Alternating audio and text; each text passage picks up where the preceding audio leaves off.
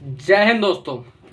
Multiple credit card हो गए हैं, मल्टीपल लोन्स हो गए हैं और उनके बिल पेमेंट नहीं हो रही है, उनकी किस्त आपसे पेमेंट नहीं हो पा रही है और आप परेशान चल रहे हो, आपको बहुत ज़्यादा टेंशन हो रही है।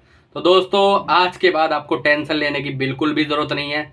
आज के इस वीडियो के अंदर हम लोग अगर आपको बताएंगे कि अगर आपका मल्टीपल लोन्स चल रहे हैं, मल्टीपल क्रेडिट कार्ड चल रहे हैं, तो उन लोनों को माफ कैसे करवाना है, उन लोन्स की सेटलमेंट कैसे करवानी है।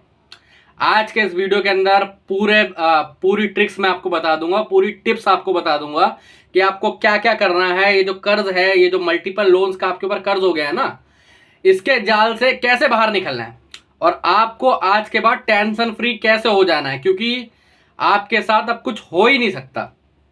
ये बैंक वाले, ये एनबीएफसी वाले आपका कुछ कर ही नहीं पाएंगे इस वीडियो के बाद, क्योंकि सारी टेक्निक, सारी ट्रिक्स तो मैं बता ही दूंगा। तो उसके बाद ये रिकवरी एजेंट क्या हैरेस कर लेंगे, आपको क्या परेशान कर लेंगे। ठीक है, तो दोस्तों आज इस वीडियो में बने रहें। इस वीडियो के बाद आपको दूसरा वीडियो शायद देखने की जरूरत भी नहीं पड़ेगी और चिंता तो बिल्कुल लेना ही नहीं पड़ेगा इस वीडियो के बाद। ठीक है, तो दोस्तों मैं आरुष कुमार आपका इस चैनल लोन डिस्ट्रॉयर में स्वागत करता हूं।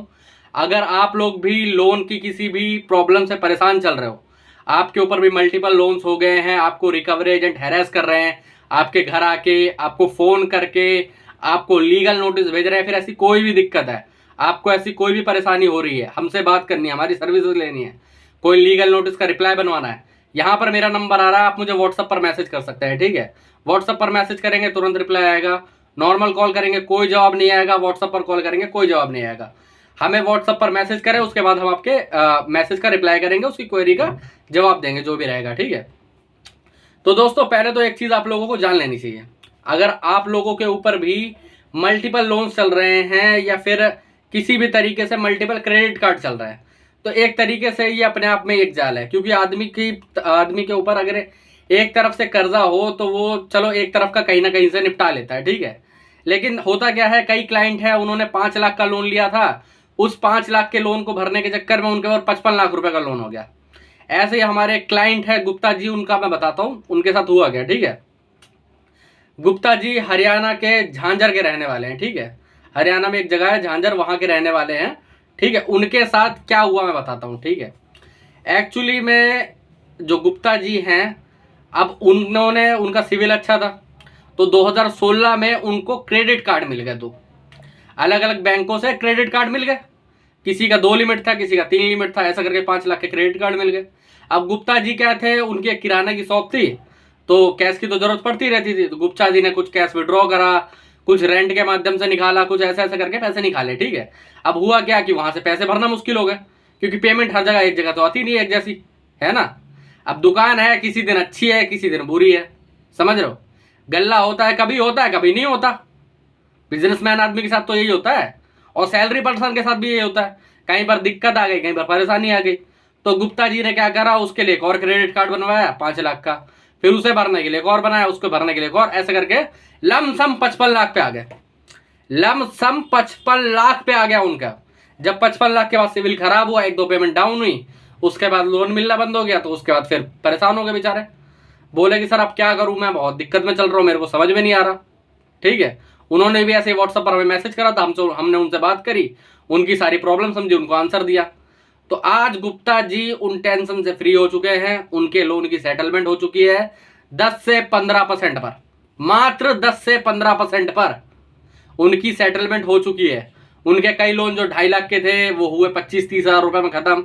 अब हाँ, गारंटी भी होती है कि कई में डील मिलती है, कई में डील नहीं मिलती, कुछ में 10% में भी होता है, कुछ में 20 पे होता है, लेकिन जितने भी सेटलमेंट है वो 20% से अंदर ही होती है, क्योंकि उसके अंदर की सेटलमेंट अच्छी मानी गई है। ठीक है, तो अब ये सेटलमेंट करें कैसे, अपना लोन 80% तक माफ कैसे करवाएं, अपनी सेटलमेंट मात्र 10 से 20% के अंदर कैसे करें।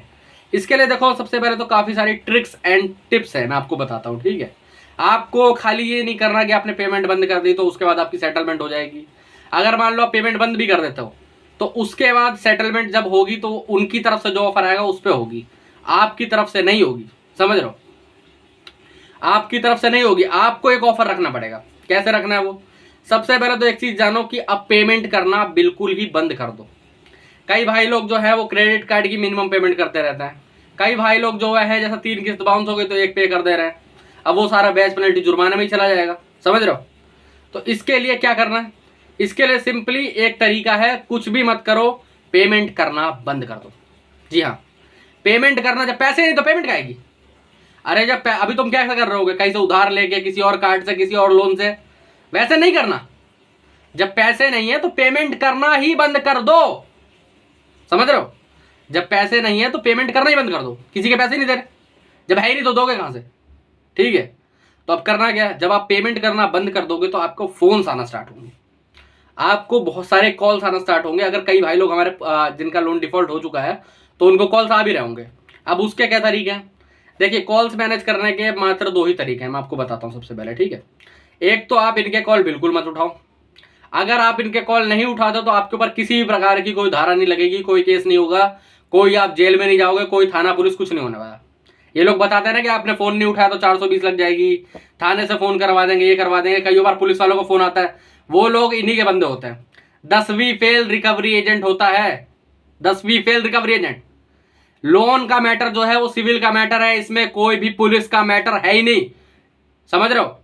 अगर कोई एडवोकेट कोई पुलिस को कुछ करना होगा तो तुम्हें नोटिस भेजेगा, ना कि वो तुमसे फोन पे बात करेगा। एडवोकेट को तो बिल्कुल ही अधिकार नहीं है, समझ रहे हो।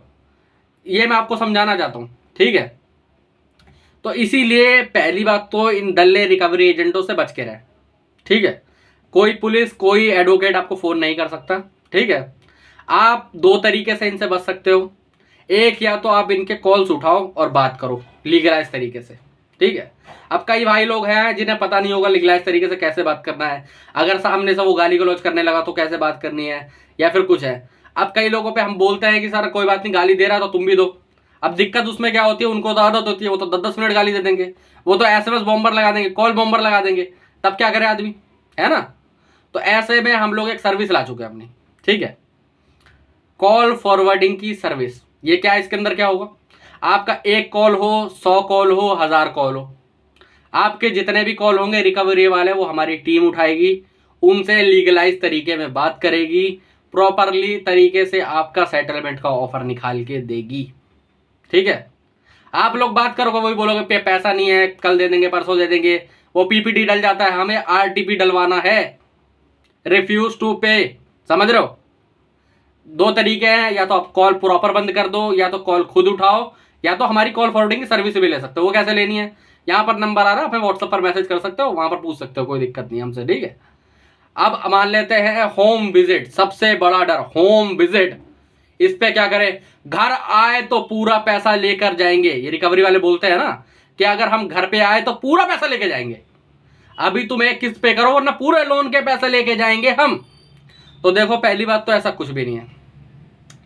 RBI के रूल्स के मुताबिक अगर आप कॉल नहीं उठाते हो, ठीक है, या कॉल पर किसी प्रकार से संपर्क नहीं हो पाता है, या फिर आप उन्हें बाकायदा बुलाते हो कि आप हमारे घर से आके पेमेंट ले जाइए, ठीक है, तब कोई रिकवरी एजेंट आपके घर पे आ सकता है, पहली बात तो, ठीक है। आएगा तो सबसे पहले उसके पास DRA का लाइसेंस होना चाहिए, जो एजेंसी है उसका, ठीक है। ऑथराइजेशन लेटर होना चाहिए, ठीक है, कि वो ऑथराइज है कि नहीं आपके घर आने के लिए। क्योंकि देखो बैंक में तो, एजेंसी में तो हजारों आदमी काम कर रहे हैं, हर एक बंदा ऑथराइज है क्या तुम्हारे घर आने के लिए, नहीं ना। तो ऑथराइजेशन लेटर होना जरूरी है। उसके बाद ID कार्ड होना चाहिए बाकायदा, बैंक का या फिर एजेंसी का, जिसपे बाकायदा एम्प्लॉय ID सब कुछ मेंशन हो, सारी चीजें हो, ठीक है। और ये सारी चीजें फिजिकल फॉर्म में होनी चाहिए, ना कि फोन में। फोन में एडिट हो सकता है, मान लो एम्प्लॉय कोड है 26, बना दिया 27, अब तुम कंप्लेंट करने जा रहे हो, 27 नाम का कोई कोड ही नहीं है, फिर समझ रहे हो। अगर ये तीनों चीजें नहीं है तो बात करने की बिल्कुल भी जरूरत नहीं है, उन्हें बाकायदा भगा दीजिए, बात बिल्कुल मत करिए। अगर नहीं जाते, भागते नहीं है, कुछ नहीं करते तो कुछ मत करिए, अपनी जेब से अपना फोन निकालिए, वीडियो बनाना स्टार्ट करिए, और वीडियो बंद मत करिए। कई हमारे सब्सक्राइबर हैं जिन पर मैं बोलता हूँ वीडियो बनाओ, तो वो ऐसे करते हैं, जरा सा वीडियो बनाए 1 सेकंड का और बंद कर दिया। ऐसा नहीं है, जब तक वो चला नहीं जाता तब तक वीडियो बनाओ। अरे 10 मिनट का बनेगा, क्या होगा, स्टोरेज तो जा रही है, कोई दिक्कत नहीं है, बनाओ 10 मिनट का वीडियो, समझ रहे हो। जब तक वो चला नहीं जाता तब तक वीडियो बनाते रहो। ID कार्ड मांगो, ऑथराइजेशन लेटर मांगो, खुद परेशान होकर चला जाएगा वो।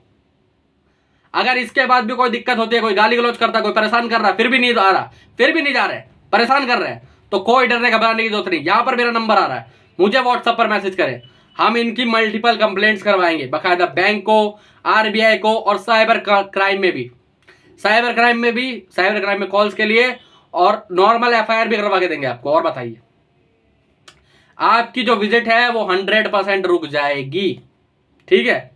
क्योंकि ये लोग जो बिना आईडी कार्ड के, बिना ऑथराइजेशन लेटर के, बिना डीआरएस सर्टिफिकेट के आ रहे हैं आपके घर पे, वो प्रॉपरली इलीगल है। आपने इनके बाप से तो पैसा लिया नहीं कि आपके घर पे आके बैठ गए। समझने की कोशिश करो, मैं जब बोलता हूं तो समझने की कोशिश करो। तुमने इनके बाप से तो पैसा लिया नहीं है ना? जिस दिन आपने इनके बाप से पैसा लिया हो तब आप इनकी सुन सकते हो। अभी बैंक इनका बाप नहीं है, या फिर एनबीएफसी इनका बाप नहीं है, समझ रहे हो? एम्प्लॉय बेशक ये हैं, लेकिन इनको ऐसा कोई अधिकार नहीं है कि वो तुम्हें डिसरिस्पेक्ट करे, तुम पे चिल्लाए, तुम्हें गाली गलौज करे, तुम्हारे घर के सामने आके बैठ जाए, बिना आईडी कार्ड के तुमसे बात करे। तुम्हारी मर्जी है, बात करो मत करो, ठीक है? तुम्हारी मर्जी है। अब इसके बाद मान लेता है, चलो होम विजिट भी हमने देख ली। सबसे बड़ा डर लीगल नोटिस, घर पे लीगल नोटिस भेज देंगे, तुम्हारे घर के बर्तन बिकवा देंगे। इसका क्या करें? इस परेशानी को कैसे निपटाएं? इसमें तो बहुत ही दिक्कत है, बहुत डर लगता है कि भाई साहब आर्बिट्रेशन हो गया तो मूवेबल एसेट अटैच हो जाएंगे, घर का टीवी, सोफा, फ्रिज वगैरह ये अटैच हो जाएगा, सैलरी अटैच हो जाएगी 60%। क्या करें फिर इसका? कोई दिक्कत वाली टेंशन नहीं है, ठीक है? कोई परेशान होने की जरूरत नहीं है। अगर आपको आर्बिट्रेशन का नोटिस किसी भी तरीके से प्राप्त हो रहा है, स्पीड पोस्ट से, पीडीएफ पे, अपना मैसेज पे, ईमेल पे, या फिर ऐसा कैसे भी व्हाट्सएप पर, कुछ मत करें। इस आर्बिट्रेशन का ऑब्जेक्शन आपको लिखवाना है। आप बाहर से लिखवा सकते हो, चाहो तो मुझसे लिखवा सकते हो, यहां पर मेरा नंबर आ रहा है, मुझे व्हाट्सएप पर मैसेज कर सकते हो, ठीक है? एक बार आपने आर्बिट्रेशन का ऑब्जेक्शन दे दिया तो उसके बाद सीधा ये अवार्ड कैंसिल हो जाए, सीधा ये नोटिस कैंसिल हो जाएगा। अब तो डरने की जरूरत नहीं, नियम चेंज हो चुके हैं। अगर आपके आर्बिट्रेशन का अवार्ड भी पास हो चुका है तो उसको भी कैंसिल करवाया जा सकता है, उसको भी चैलेंज करवाया जा सकता है। डरने घबराने की जरूरत नहीं। हमारे कितने क्लाइंटों के हमने आर्बिट्रेशन के अवार्ड पास होने के बाद उन्हें कैंसिल करवाया है, उन्हें चैलेंज करवाया है। यहां पर नंबर आ रहा, व्हाट्सएप पर मैसेज करें, अपना अवार्ड, अपना नोटिस, ये सब की फोटो खींच के हम बताएंगे आपको क्या करना है, ठीक है? अगर आपको डिमांड नोटिस आ रहा है, क्या कहते हैं, डिमांड नोटिस आ रहा है, लास्ट वार्निंग नोटिस आ रहा है, रिकॉल नोटिस आ रहा है, सेक्शन 25 का नोटिस आ रहा है, आर्बिट्रेशन का आ रहा है, चेक बाउंस का नोटिस आ रहा है, सरफेसी एक्ट 13(2), 13(4) का, physical position, symbolic position, DM साहब का नोटिस आ रहा है, ऐसा कोई भी नोटिस आ रहा है, कुछ मत करो। यहां पर नंबर आ रहा है, मुझे मैसेज करें, हम आपका रिप्लाई लिखवा के देंगे, आपका नोटिस कैंसिल करवा के देंगे, ठीक है? अगर आपको कोर्ट से समन भी आ रहा है तो भी डरने की जरूरत नहीं, हम आपकी बेल करवा के देंगे, बताएंगे आपको क्या करना है क्या नहीं करना, ठीक है? यहां पर नंबर आ रहा है, व्हाट्सएप पर मैसेज करें बस। फिर इसके बाद बैंक के पास कोई ऑप्शन नहीं रहता है। फिर होगा क्या? आपका जो लोन है वो पहले तो 94 डेज में एनपीए होगा जब आप पेमेंट नहीं करोगे तो। अगर आपने 1 रुपए की भी पेमेंट करी तो 1 महीना कट जाएगा, ठीक है? फिर वो आगे बढ़ जाएगा, 1 महीना ऐड हो जाएगा उसमें।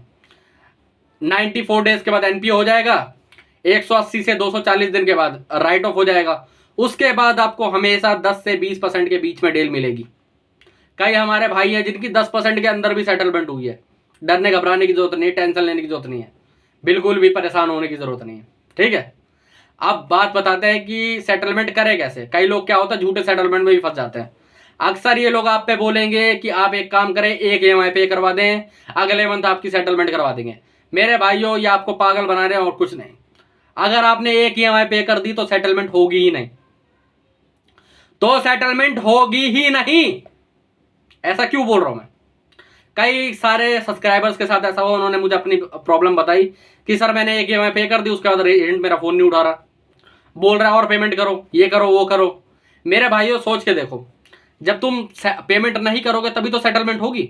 अगर तुम पेमेंट ही करने लगोगे तो सेटलमेंट क्या आएगी, है ना? तो इसीलिए आपको सेटलमेंट करने से पहले कोई पैसा देने की जरूरत नहीं होती है। बकायदा सेटलमेंट तब होता है जब राइट ऑफ होने के बाद ही अच्छी डील मिलेगी आपको। पहली बात तो, अगर कोई राइट ऑफ से पहले अच्छी डील दे रहा तो वो पहले आपको क्या कहता है, फंसा रहा है और कुछ नहीं कर रहा। समझ रहे हो? कैसे पहचाने कि रियल है कि नहीं है? सबसे पहले तो उनसे सेटलमेंट का लेटर मांगे। कैसे मांगना है? ईमेल पे। वो आप पे बोलेंगे कि पेमेंट करवा दो, उसके बाद हम भेज देंगे, ऐसा कुछ नहीं है। पहले सेटलमेंट लेटर, उसके बाद पेमेंट होगी, सब कुछ चेक करवाने के बाद। कैसे, मैं बताता हूँ। पहले सेटलमेंट लेटर मेल पे मंगाओ कंपनी की मेल आईडी से, ठीक है? उसे चेक करो, उसमें मोहर लगी है कि नहीं है, डेट है कि नहीं है, और उस पर डेट जरूर देखो। कई बार क्या होता है 30 तारीख की डेट पड़ी, 31 तारीख को पेमेंट कर रहा है, वो नल एंड वॉइड है, समझ रहे हो। और ओटीएस में सेटलमेंट करो, वन टाइम सेटलमेंट। अगर आपने किस्तों में सेटलमेंट करी तो अपनी कबर खुद खोदना है। मान लेते हैं आपने 6 किस्त बनवाई, एक किस्त भी अगर एक दिन से भी बाउंस हो गई ना, तो आपका जितना भी पैसा वो सारा डूब जाएगा, वो सारा ब्याज पेनल्टी जुर्माने में चला जाएगा, ठीक है। तो पहले तो डेट देखो, उसके बाद क्या करना है, उस सेटलमेंट लेटर का एक प्रिंट आउट निकलवाओ, ठीक है। जाओ बैंक की ब्रांच में या फिर एनबीएफसी की ब्रांच में, ठीक है, वहां जाओ, वहां पर जाके उनके मैनेजर से बात करो, उन पे दिखवाओ कि भाई साहब ये सेटलमेंट लेटर रियल है कि नहीं है। वो अगर मुंह से बोले तो तब भी नहीं मानना, कंप्यूटर स्क्रीन पे चेक करो कि रियल है कि नहीं, वहां शो हो रहा है कि नहीं हो रहा नंबर डालने के बाद। उसके बाद वहां पर उनकी मोहर लगवाओ, साइन लो। उसके बाद आप ऑनलाइन तरीके से उस सेटलमेंट लेटर पे यूपीआई आईडी दी होगी, या तो आप चेक से पेमेंट करें, ठीक है, चेक से करें, सबसे बढ़िया तरीका, चेक से उस सेटलमेंट की पेमेंट करें। आपको जो एनओसी है वो 1 से 7 दिन के अंदर प्रोवाइड हो जाएगी। अगर बैंक आपको 107 दिन के अंदर एनओसी नहीं देता है तो सीधे सीधे बैंक को कंप्लेंट करें, उसके बाद आरबीआई में कंप्लेंट करें, ठीक है। इसके बाद ही आपका सेटलमेंट होगा, उसके बाद ही आपको पैसा देना है इन सबके बाद, ठीक है। उससे पहले आपको कोई पैसा पे करने की जरूरत नहीं, कोई किस्त पे करने की जरूरत नहीं। अगर आपने पेमेंट कर दी तो आपका सेटलमेंट नहीं होगा, ठीक है। तो दोस्तों आज के वीडियो में इतना ही था। अगर इसके बाद भी आपको कोई परेशानी आ रही है, कोई दिक्कत आ रही है, कोई और प्रॉब्लम आ रही है, आप लोन से परेशान हो, आपको सेटलमेंट करवानी है 10 से 15% के बीच में, ठीक है, आपको लीगल नोटिस आ रहे हैं, आपको बेल करवानी है, आपको रिकवरी एजेंट परेशान कर रहा है, आपको कॉल फॉरवर्डिंग की सर्विस लेनी है, यहां पर मेरा नंबर आ रहा है, मुझे व्हाट्सएप पर मैसेज करें, ठीक है, व्हाट्सएप के माध्यम से जुड़े। जय हिंद दोस्तों।